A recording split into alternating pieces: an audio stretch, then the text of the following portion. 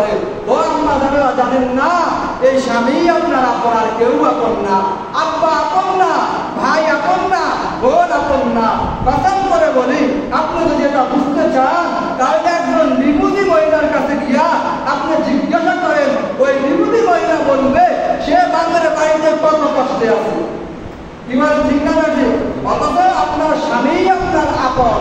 আপনার স্বামী কখনো চায় না যে আপনাকে কষ্ট লাগুক, কোনো স্বামী চায় না তার স্ত্রী সন্তান কষ্ট লাগুক। স্বামী যথা সাধ্য চেষ্টা করে। আম্মা জানেন, আপনারা জানেন না, যখন আপনি বিশাল এক বাজারের লিস্টটা স্বামীর হাতে ধরাই দেন তো স্বামী চুপ করে নিয়ে যায়, কিচ্ছু বলে না। রাত্রে যখন বাসায় ফিরে তো আব্বা জানে না, আপনাদের স্বামীরা যখন হাজারো চেষ্টা করে ব্যর্থ হয়ে যায়, আল্লাহু আকবার মাথাটা নিচু দিয়ে আস্তে বলার কোনো কথা বলেন না।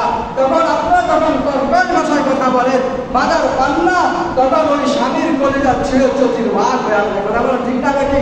অথচ ওই স্বামী তখন যে ঘরে ঢুকছে, ওই স্বামী জানে আজকে আমি খালি হাতে ঢুকছি, আমার সন্তান কি খাইবে, আমার স্ত্রী কি খাবে, তার অন্তরে এমনি ব্যতীত।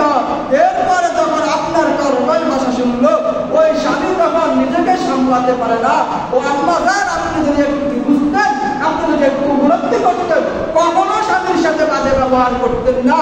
আপনি স্বামীর সাথে বাজে ব্যবহার করে কথায় কথায় বলেন আমার বাবার বাড়ি চলে যাবে, বলে না বলে না? বাবার অঞ্চলে বলেনি, তোমার সংসারে আসে কি বাইরে মানে বাবার বাড়ি চলে যাবে। হ্যাঁ, বাবার বাড়ি যায় দেখেন, ভাইয়ের ভালোবাসা 2 দিন, বাবার ভালোবাসা 2 দিন 4 দিন, 5 দিন 6 দিন পরে ভাইয়েরও ভালোবাসা থাকবে না, বাবারও ভালোবাসা থাকবে না, মারও ভালোবাসা থাকবে না, ভাবিকেও ভালোবাসা দিবেই না। বলবে জামাই বাড়ি চলে যাও, এখানে থাকার জায়গা না। আম্মা জানেরা যতই করে, আপনার আশ্রয়স্থল শুধুই আপনার স্বামীর বাড়ি। আপনাকে যেভাবেই খাওয়ান, নিরাপদ জায়গায় আপনার স্বামীর বাড়ি। অন্য কোথাও কসম চিন্তা করেও কল্পনা করতে পারবেন না।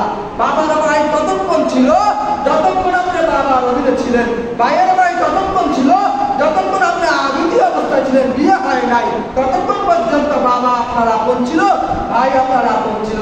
এজন্য আম্মা জানেরা ইব্রাহিম আলাইহিস সালামের স্ত্রী হাজরা আলাইহিস সালাম থেকে শিক্ষা গ্রহণ করেন যে ইব্রাহিম যখন ভেঙে চলে যাচ্ছে, কলিজা তো ভেঙে যায়, কিন্তু আমার নির্দেশ কিছু করার নাই। হাজরা আলাইহিস সালাম বুঝে ফেলছেন যেটা নিচ্ছে আল্লাহ তাআলার নির্দেশ। এজন্য বলেন যান সমস্যা নাই, যে রব নির্দেশ দিশা আমরা রবের নির্দেশ পালন করি।